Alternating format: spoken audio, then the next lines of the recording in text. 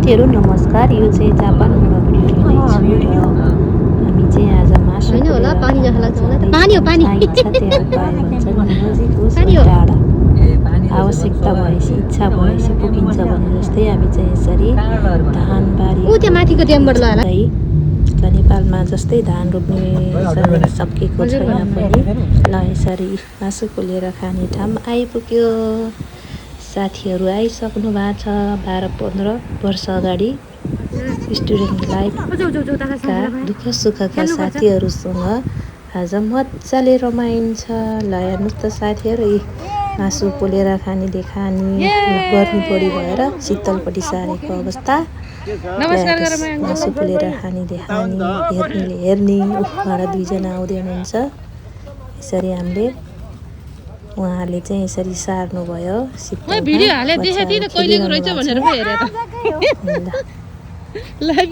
रमाइलो दृश्य देख्न सक्नुहुनेछ र छुट्टिएका साथीहरू टाढा भएका साथीहरू र यसरी मजाले आपसमा गफ गर्दै खाने समय रहेको छ। दसैँ र तिहारहरू जस्ता नेपालीहरूको पर्वमा त्यही भएर समयमा यहाँको चाडपर्व परेको बेलामा आएर यसरी मासु पोलेर यो चाहिँ जापानको सबैभन्दा ठुलो ताल विवाहको ताल हो। यहाँ पनि रमाइलो गरेर त्यो बिग्रिने चिज होला थाहा छैन मम्मीलाई। देख्न सक्नुहुनेछ खै के हो छुवा छ है त्यसले बिग्रेलाई थाहा छैन। बाइकको पानीमा बुन्ने बाइक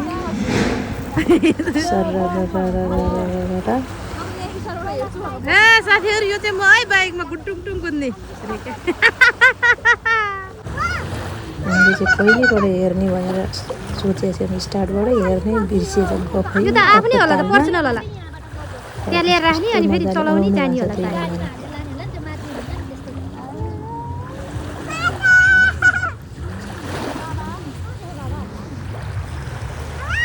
यो चाहिँ मैले टिकटक बनाऊँ भनेको उहाँले आएर पछाडिबाट धकलिदिनु भएको दृश्य हो।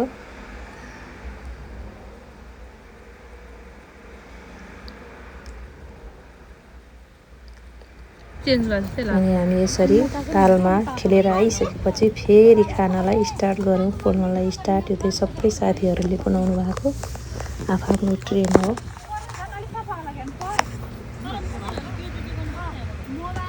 यसरी यो बच्चाहरू मजाले रमाएर खेलिरहनु भएको छ।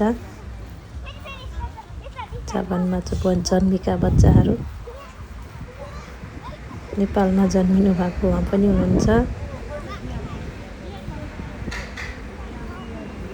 बच्चाहरूको पछाडिको सम्झनाको लागि मैले चाहिँ यसरी भिडियो टक्क बनाएर राखिदिँदैछु। कस्तो लाग्यो साथीहरू हाम्रो भिडियो हेर्नुहोस् त। एक लाइक एक कमेन्ट पनि गरिहाल्नुहोस् है साथीहरू।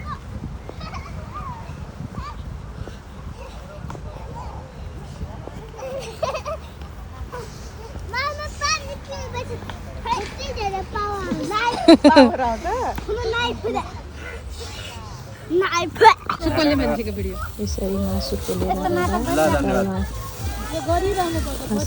खाएको सम्झनालाई यादमा राख्दै मोबाइल कति चलाएको रे, अब हेलिकप्टर चलाउन त आउनु पनि पर्यो नि।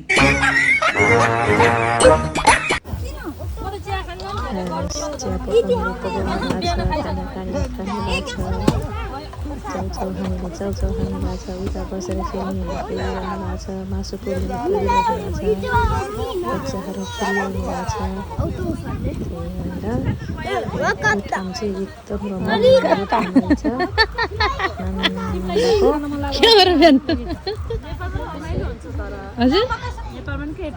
भित्र बसिरहनु भएको छ।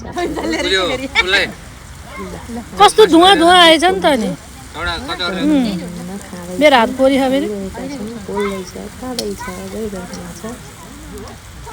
हरि त गोरा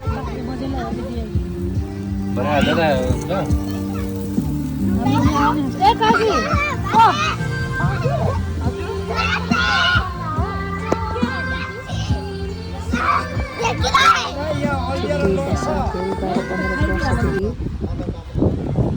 एकै ठाउँमा भए साथीहरू छुट्टिएर फेरि एकै ठाउँमा बसेर रमाइलो गर्दाको अवस्था।